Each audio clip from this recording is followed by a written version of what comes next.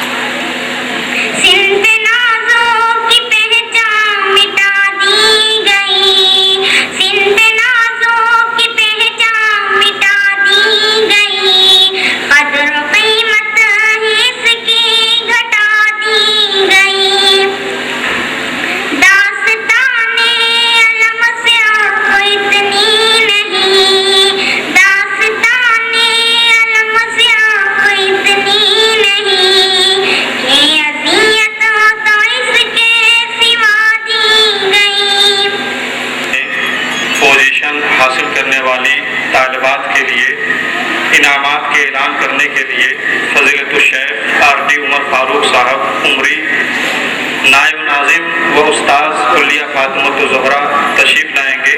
وہ انعامات کا صرف اعلان کریں گے. طالبات اس بات کو غور سے سن لیں کہ حضرت مولانا صرف انعامات کا اعلان کریں گے اور جلسے کے بعد آپ اپنے انعامات معلمات سے حاصل کر لیں. اما بعد قال الله تبارك وتعالى في القرآن المجيد والفرقان الحميد فأعوذ بالله من الشيطان الرجيم وأن ليس للإنسان إلا ما سعى وأن سعيه سوف يرى وقيل من جد وجد. اللہ کے نبی صلی اللہ علیہ وسلم نے فرمایا ہے کہ انسان جو عمل کرتا ہے، جو کام محنت کرتا ہے، اس کا نتیجہ ضرور اس کو ملتا ہے. اور اللہ نے فرمایا کہ جو بھی انسان عمل کرتا ہے، محنت کرتا ہے، مشقت کرتا ہے، تکلیف اٹھاتا ہے، مصیبتیں برداشت کرتا ہے، دن رات ایک کر کے محنت و مشقت میں آگے بڑھتا ہے، تو اللہ نے اس کے لیے انعامات مقرر کیے. یہ انعامات چند لوگوں کو دنیا میں ملتے ہیں تو چند لوگوں کو آخرت میں ملتے ہیں، اور چند لوگوں کو دنیا اور آخرت دونوں میں ملتے ہیں. ہم اللہ سے دعا کرتے ہیں کہ جس طرح یہ طالبات ہمارے اس کلیہ میں اول دوم سوم انعامات حاصل کر رہے ہیں، ہم اللہ سے دعا کرتے ہیں کہ اللہ تبارک و تعالیٰ آخرت میں بھی ان کو ایسا ہی انعام عطا فرمائے. محترم سامعین، ہمارے اس کلیہ میں کل 8 کلاس ہیں. ابتدائیہ 2 سال، متوسطہ 2 سال، ثانویہ 2 سال، عالمیت 2 سال. تو اس لحاظ سے کل 8 کلاس ہو گئے. سب سے نچلی کلاس ابتدائی اول ہے اور سب سے اونچی کلاس عالم سال آخر یعنی الصف الثالث 6ٹھی جماعت ہے.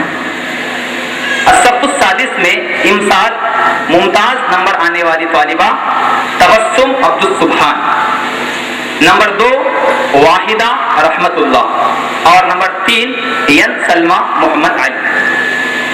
الصف الخامس 5ویں جماعت، نمبر 1 نور جہاں مردان صاحب، نمبر 2 تسنیم نور احمد، نمبر 3 کے جبینہ صدف عبدالستار. الصف الرابع یعنی چوتھی جماعت میں نمبر 1 فاطمہ سیف اللہ، نمبر 2 نشاط تبسم، نمبر 3 سمیہ تسلیم صدیق علی.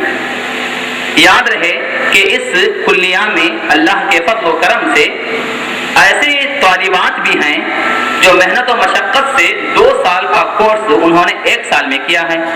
مطلب یہ فاطمہ سیف اللہ جو میں نے آپ کو پہلا نام سنایا، یہ طالبہ اس امسال شروع میں 3ری جماعت میں تھی، تو انہوں نے 90 پر 5 اوسط لانے کی وجہ سے ان کو ترقی دی گئی الصف الرابع میں 4تھی جماعت میں، تو انہوں نے 4تھی جماعت میں بھی جو ہے پہلا نمبر ممتاز نمبر حاصل کیا. نمبر 3 حنا کوثر بادشاہ صاحب. الصف الثانی یعنی 2ری جماعت. نمبر 1 عالیہ تسلیم محمد عمر، نمبر 2 فاطمہ عبد الرحمن، نمبر 3 انجم محمد ادریس. الصف الاول یعنی پہلی جماعت مبشرہ ریاض الرحمن، نمبر 2 ریحانہ نور اللہ، نمبر 3 یاسمین شبیر احمد. ابتدائی دوم یعنی چھوٹی کلاس. نمبر 1 حنا کوثر محمد ہاشم، نمبر 2 فردوس خانم محمد یوسف خان، نمبر 3 عفت کوثر محبوب میاں. ابتدائی اول. نمبر 1 عائشہ عبداللہ، نمبر 2 سیدہ حمیدہ سید ساجد اللہ، نمبر 3 سمیعہ عبد الرحمن. وقت کی قلت کی بنا پر انعامات یہاں پر تقسیم نہیں کیے جا رہے ہیں، لیکن جلسہ کے فوری بعد جو انعامات ہم رکھے ہوئے ہیں ان کو دے دیے جائیں. أعوذ بالله السميع العليم من الشيطان الرجيم. بسم الله الرحمن الرحيم.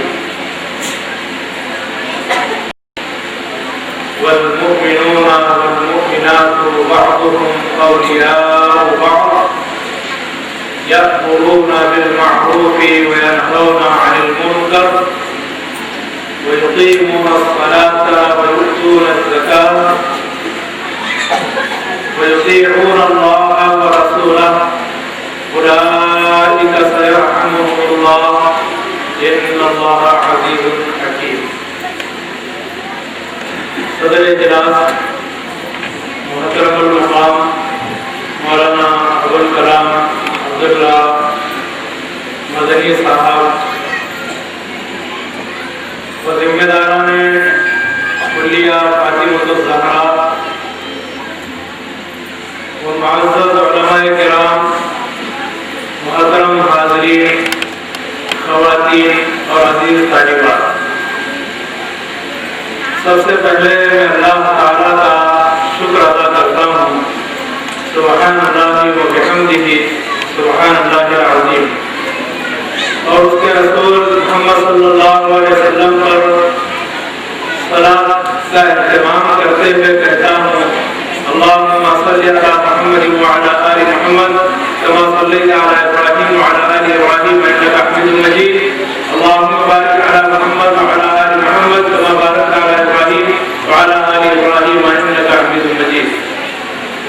بعد ازاں ذمہ داران کلیہ فاطمۃ الزہرا کا شکر گزار ہوں کہ انہوں نے مجھ جیسے ایک ادنا درجے کے طالب علم یا ایک معمولی استاد کو بحیثیت مہمان خصوصی اس اہم اجلاس میں مدعو فرمایا. یہ ان کا حسن ظن ہے. اللہ تعالیٰ اس حسن ظن کو باقی رکھے اور انہیں جزائے خیر عطا فرمائے. آپ کے سامنے پیش کی جا رہی ہے جو سمینہ ضمیر احمد پڑھے گی. سمینہ ضمیر احمد. محترم حضرات، اجلاس انشاءاللہ اپنے وقت پر ختم ہوگا. یہ پروگرام زیادہ سے زیادہ 1:30 بجے تک ہوگا. ابھی پروگرام کے اہم نکات باقی رہ گئے ہیں، لہذا میں آپ سے گزارش کرتا ہوں کہ اطمینان تشریف رکھیں. صدر اجلاس نے ہماری ادنا کی دعوت کو قبول فرمایا. دور دراز کے سفر کی صعوبتوں اور مشقتوں کو برداشت کرتے ہوئے آپ نے اس مجلس کو رونق بخشی. انشاءاللہ آپ کا بھی خطاب ہوگا. اس سے پہلے ان 7 خوش نصیب طالبات کے ناموں کا میں اعلان کر رہا ہوں. اور ان کو اسناد دی جائیں گی جنہوں نے یہاں 7 سال پڑھا۔ ہمارا یہ نظریہ نہیں ہے کہ طالبات کو جتنی جلدی ہو سکے سرٹیفکیٹ دے کر بھیج دیا جائے۔ ہماری کوشش یہ ہوگی اور یہ ہے کہ ہم علم کو دھو کر پلا دیں، ان کو قابل بنا کر باہر بھیجیں۔ لہذا یہ حقیقت ہے کہ شیخ حفیظ الرحمان صاحب مدنی حفظ اللہ ابھی حال میں تشریف لائے تھے۔ انہوں نے سب سے پہلے ہمارے کلیہ کے پرچے دیکھے، سوالیہ پرچے دیکھنے کے بعد انہوں نے کہا سوالات تو بہت معیاری ہیں، بہت اچھے ہیں، لیکن میں یہ جاننا چاہتا ہوں کیا اس کلیہ کی طالبات، اس مدرسے کی طالبات ان سوالات کو سمجھتی ہیں، کیا ان کے جوابات بھی دے سکتی ہیں؟ میں نے کہا کہ شاید حضرت الفاضل آپ جوابات بھی دیکھ لیں۔ ہمارے اساتذہ نے کہا کہ الحمدللہ طالبات سمجھتی ہیں اور انہوں نے بہت اچھا لکھا۔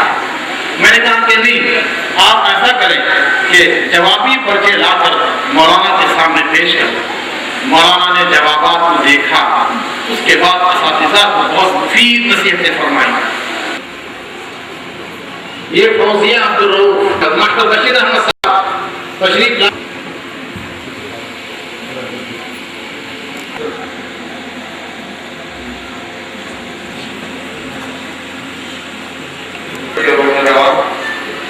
اور صدر اجلاس حضرت مولانا ابوالکلام عبداللہ صاحب مدنی حفظہ اللہ کی تقریر کا وقت آ گیا ہے۔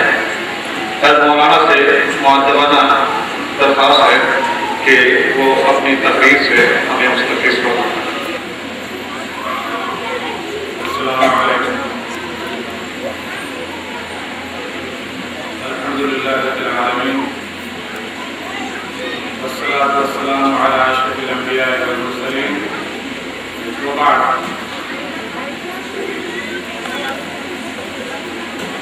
اراکین ادارہ، اساتذہ کرام، معزز مہمانان اور عزیز طلبہ و طالبات، یہ میرے لیے بڑی سعادت مندی کی بات ہے کہ اسلامیہ ایجوکیشنل ٹرسٹ حرم نگری کے زیر سرپرستی کالج النساء Fatima Urdu higher primary school مدرسہ دارالحدیث للاطفال کے اس سالانہ اجلاس کی صدارت کے لیے اس کے بانی اور سرپرست اعلیٰ جناب مولانا عبدالوہاب صاحب جامعی حفظ اللہ نے مجھ ناچیز کو قبول فرمایا، اگرچہ کہ میں اس کا علاج نہیں تھا، لیکن الادب الامر فوق الادب کے تحت میں نے اس اجلاس کے پروگرام کی عربی، اردو، انگریزی تقاریر بغور سماعت کی۔ الحمدللہ طلباء کی ہمت، جرأت اور محنت اور انداز بیان سے میں اپنا متاثر ہوا۔ اچھے عناوین کا انتخاب، جامعہ کے ذمہ داران کے حسن انتظام اور اساتذہ کرام کی مخلصانہ تعلیم و تربیت کا نتیجہ ہے۔ عزیز طالبات، آپ اس ادارہ میں تعلیم حاصل کر رہی ہیں، آپ کو اس ادارے میں تعلیم حاصل کرنے کا جو موقع ملا ہے، یہ آپ کی خوش قسمتی ہے کہ اللہ تعالیٰ نے آپ کو اس دینی کام کے لیے منتخب فرما لیا ہے۔ اللہ تعالیٰ آپ کے ذریعے دین کا کام لینا چاہ رہا ہے۔ اللہ کے نبی کریم صلی اللہ علیہ وسلم نے فرمایا، مَن یرد اللہ بہ خیرا یفقہہ فی الدین۔ اللہ تعالیٰ جس کے ساتھ بھلائی کا ارادہ کرتا ہے اسے دین کی سمجھ عطا فرماتا ہے۔ عزیز طالبات، یہ بات آپ سے مخفی نہیں ہے کہ دنیا آج تیزی سے ترقی کر رہی ہے اور اسی رفتار سے عوام الناس میں تعلیم اور علم کی اہمیت بڑھتی جا رہی ہے۔ ہر عالم مجاہد کو علم کی قدر و قیمت کا احساس ہو چکا ہے، یہاں تک کہ ایک جاہل کو بھی آج اگر جاہل کہا جائے تو اسے اپنے لیے توہین سمجھتا ہے، اور عوام الناس میں کسی کو جاہل کہنا ایک گالی سمجھا جا رہا ہے۔ نازل ہونے سے پہلے دنیا کے بہت سے حصوں کے اندر علم کا رواج تھا،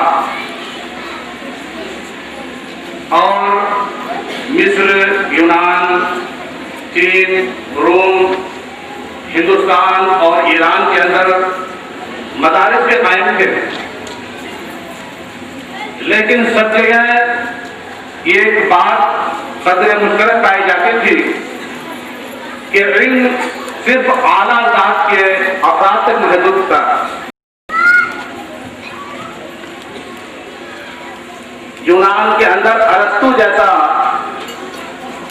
بلند فکری میں مشہور فلسفی عورتوں کو، غلاموں کو علم کی مسلک کا قدم رکھنے کی اجازت نہیں دیتا تھا۔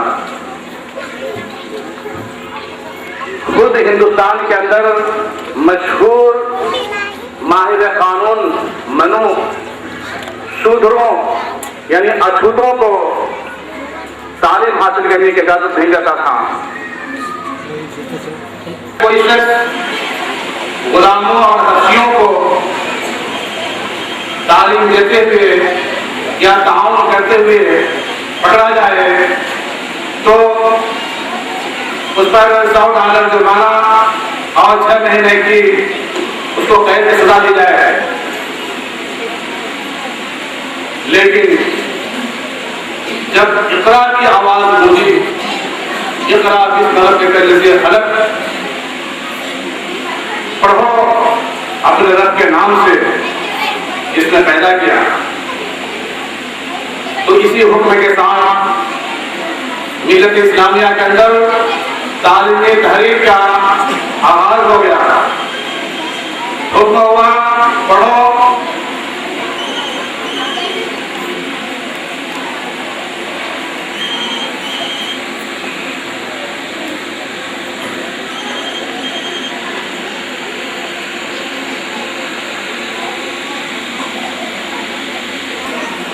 آزاد پڑھے، غلام پڑھے، مرد پڑھے، عورت پڑھے، نوجوان پڑھے، بوڑھا پڑھے، بچہ پڑھے، غریب پڑھے، امیر پڑھے، تعلیم سب کے لیے عام، کسی مخصوص طبقے کے لیے خاص نہیں ہوتی۔ چنانچہ اللہ کے نبی صلی اللہ علیہ وسلم اور مردوں میں صحابہ کرام ہر وقت اللہ کے نبی صلی اللہ علیہ وسلم کے ساتھ رہ کر کے دین کی باتیں سیکھتے تھے۔ صحابہ کرام میں بڑے بڑے عالم، محدث، فقیہ، مفتی گزرے ہیں، دور دراز سے سفر کر کے، سفر کی مشقتیں جھیلتے ہوئے اللہ کے نبی صلی اللہ علیہ وسلم کے پاس آ کر کے دین کا علم حاصل کرتے تھے۔ اللہ کے نبی صلی اللہ علیہ وسلم کے بعد صحابہ کرام ایک دوسرے کے پاس اللہ کے نبی صلی اللہ علیہ وسلم کی حدیث جاننے کے لیے جایا کرتے تھے، اور لمبا ایک مہینے کا سفر کر کے جاتے تھے، اس لیے کہ علم حاصل کرنے کے لیے آدمی کو گھر سے نکلنا پڑتا ہے۔ سلف نے ایک مقولہ کہا ہے، العلم یوتا ولا یاتی، علم حاصل کرنے کے لیے جانا پڑتا ہے، علم خود نہیں آتا. لیکن یہ علم حاصل کرنے کے لیے اپنے استاد کے گھر جاتے تھے تو استاد کے ادب اور بات سے لحاظ کرتے ہوئے دروازے پر بنے ہوئے مٹی کے چبوترے پر لیٹ جاتے تھے. دروازے پر دستک نہیں دیتے تھے کہ کہیں استاد آرام کر رہے ہو تکلیف پہنچ جائے. دروازے کے پاس کٹے پر یا چبوترے پر سو جاتے تھے. جب استاد نماز کے لیے نکلتے تو ان سے سلام کر کے علم حاصل کرتے. تو ان کا استاد کہتے اے ابن عم رسول اللہ، آپ کہتے تو میں آپ کے گھر کے پاس آ کر کے آپ کو تعلیم دیتا، آپ اتنی تکلیف اٹھا کر یہاں بیٹھے ہوئے ہیں، لیکن استاد کی ادب میں وہ اسی طریقے کا عمل کرتے تھے. اس کے علاوہ صحابہ کرام کے اندر فضالہ بن عبید وہاں جا کر کے ملاقات کرتے ہیں، سلام و مصافحہ کے بعد ان کو مرحبا کہتے ہیں. تو یہ صحابی دوسرے صحابی فضالہ سے کہتے ہیں کہ میں آپ کے پاس ملاقات کے غرض سے آیا ہوں، میں اس غرض سے آیا ہوں کہ میں اور آپ دونوں نے اللہ کے نبی صلی اللہ علیہ وسلم سے ایک حدیث سنی تھی. مجھے امید ہے کہ وہ حدیث آپ کو یاد ہوگی، آپ بھولے نہیں ہوں گے. اسی کی تصدیق کے لیے ہم آپ کے پاس آیا ہوں. تو اتنا لمبا سفر کر کے محض ایک حدیث کی تاکید اور تعریف کے لیے مدینہ سے مصر جاتے ہیں. اور انہی رات ایک جلیل القدر صحابی ہیں حضرت جابر بن عبداللہ رضی اللہ تعالیٰ عنہ، یہ اللہ کے نبی صلی اللہ علیہ وسلم سے حدیثیں سیکھتے تھے. اس کو جاننے کے لیے اونٹنی خریدتے ہیں، اس پر تالان کستے ہیں اور ایک مہینے کا سفر طے کر کے مدینے سے ملک شام جاتے ہیں. اور عبداللہ بن انیس صحابی کے دروازے پر دربان سے کہتے ہیں اندر خبر کر دو کہ جابر آیا ہوا ہے، دروازے پر کھڑا ہے. دربان اندر اطلاع کرتا ہے تو اندر سے حکم ہوتا ہے کہ پوچھو کون سے جابر تھے، کیا جابر بن عبداللہ ہے؟ تو جواب دیتا ہے کہ ہاں جابر بن عبداللہ ہے. تو جلدی میں کپڑا سمیٹتے ہوئے باہر نکلتے ہیں اور نکلتے ہی یہ ان سے پوچھتے ہیں کہ اللہ کے نبی صلی اللہ علیہ وسلم کی ایک حدیث آپ کے نام سے، آپ کی نسبت سے بیان کی جا رہی ہے، کیا آپ نے یہ حدیث اللہ کے نبی صلی اللہ علیہ وسلم سے سنی ہے؟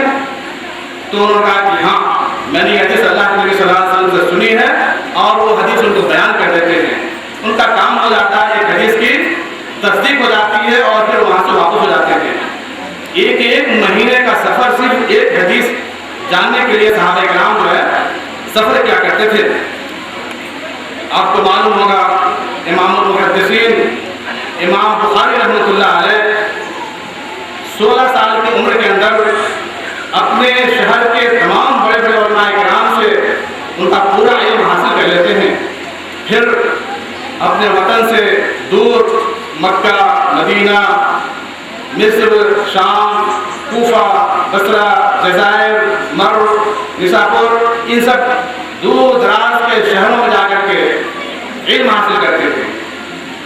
اور امام بخاری رحمۃ اللہ علیہ کے اساتذہ کی تعداد 1000 ہے. 1000 استادوں سے آپ علم حاصل کرتے ہیں. کتنی کوشش کی ہوگی انہوں نے. اور جب علم حاصل کر لیتے ہیں اور دوسروں کو سکھانے کے بعد آتے ہیں تو امام بخاری کے درس میں شریک ہونے والے طلبہ کی تعداد 90,000 ہوتی ہے. 90,000 صرف امام بخاری کی صحیح بخاری کتاب آپ سے سیکھنے کے لیے، آپ سے اس کا علم حاصل کرنے کے لیے حاصل ہوتے ہیں. تو کتنی بڑی بڑی تعداد اللہ کے نبی صلی اللہ علیہ وسلم کے احادیث اور دین کا علم حاصل کرنے کے لیے حاصل ہوتی تھی. اور ایک مشہور واقعہ آپ کو بتاتا ہوں. اندلس کے ایک نامور محدث بقی بن مخلد جو 201 ہجری میں قرطبہ کے اندر پیدا ہوتے ہیں. انہوں نے 289 یا 84 اساتذہ سے علم حاصل کیا. بڑے بڑے اساتذہ ان کے استاد ہوا کرتے تھے. ان میں سے امام مالک رحمۃ اللہ علیہ، امام احمد بن حنبل رحمۃ اللہ علیہ بھی ہیں. وہ ایک مرتبہ مکہ سے علم حاصل کرنے کے لیے بغداد کا سفر کرتے تھے امام احمد بن حنبل رحمۃ اللہ علیہ کے پاس. جب بغداد پہنچتے ہیں تو ان کو بتایا جاتا ہے کہ آج کل وہ حکومت کی جانب سے آزمائش اور امتحان میں ہیں، ان سے کسی سے ملاقات کی اجازت نہیں ہے. پھر بھی وہ کسی طریقے سے ان کے مکان کا پتہ معلوم کر کے وہاں پہنچ جاتے ہیں اور دروازے پر دستک دیتے ہیں. تو اندر سے امام احمد بن حنبل رحمۃ اللہ علیہ باہر نکلتے ہیں. سلام کلام کے بعد یہ عرض کرتے ہیں کہ میں بہت دور سے سفر کر کے آیا ہوں اور آپ کے پاس علم حاصل کرنا چاہتا ہوں. تو امام احمد بن حنبل رحمۃ اللہ علیہ فرماتے ہیں گھر کے اندر داخل ہو جاؤ اور یہ خیال رکھو کوئی تم کو دیکھنے نہ پائے. اندر جانے کے بعد فرماتے ہیں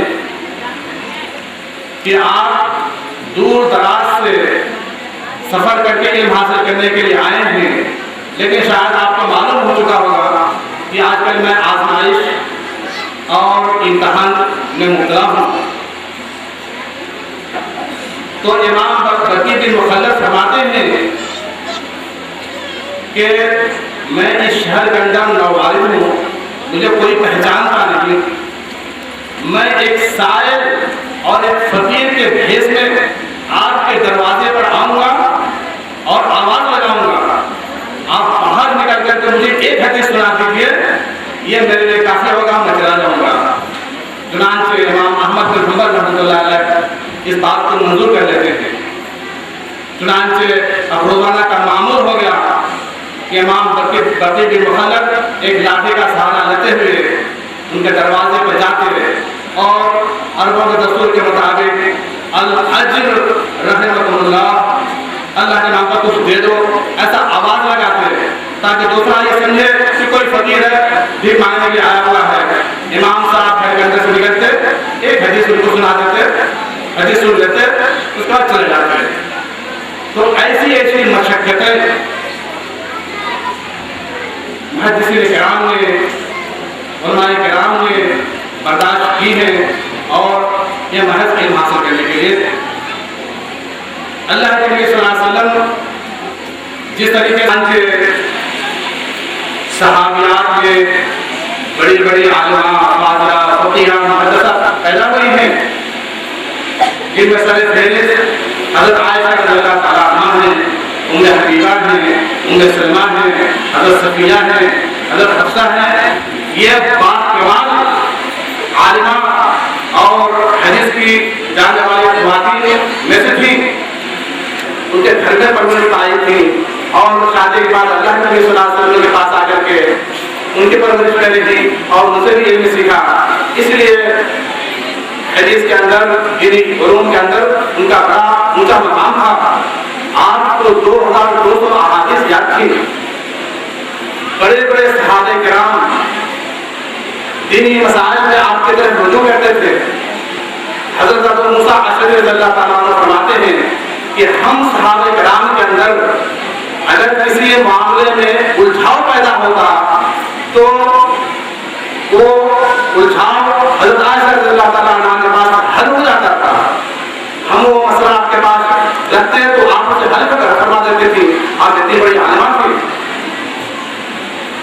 امیر معاویہ رضی اللہ تعالیٰ عنہ جب صحابہ کرام کے پاس کسی مسئلے کا حل ان کے شام میں نہیں پاتے تھے تو وہاں سے ایک آدمی کو ملک شام سے مدینہ 1 مہینے کی مسافت طے کر کے حضرت عائشہ رضی اللہ تعالیٰ عنہ اس کا جواب دیتی. وہ جواب سن کر کے پھر ان کے شام کو واپس ہو جاتا تھا. امیر معاویہ رضی اللہ تعالیٰ عنہ قصہ اوقات حضرت عائشہ رضی اللہ تعالیٰ عنہ سے درخواست کرتے تھے آپ مجھے کچھ نصیحت کیجیے. چنانچہ جامع ترمذی کی حدیث میں ہے عن معاویہ انه كتب الى عائشہ رضی اللہ عنہا ان اكتبي الي كتابا توصيني فيه ولا تخسريني. آخری کڑی ترانے کے شکل میں آپ حضرات کے سامنے پیش کی جا رہی ہے. میں خینا کوثر بادشاہ صاحب اور ان کی سہیلیوں کو دعوت دے رہا ہوں کہ وہ ترانہ کلیہ سامعین کے سامنے پیش کریں.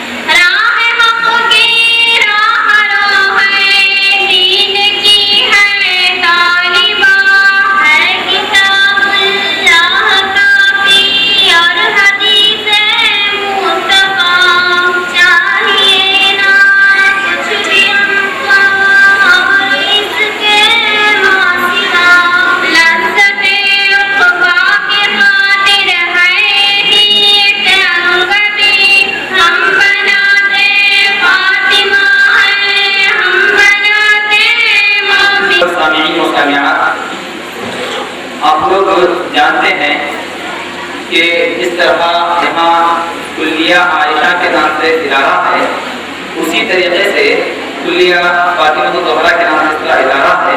اسی طریقے سے ایک اور ادارہ کلیہ عائشہ صدیقہ للنساء کے نام سے، یعنی بڑی لڑکیوں کو ان کے سہولت کے مطابق ان کو تعلیم دی جاتی ہے.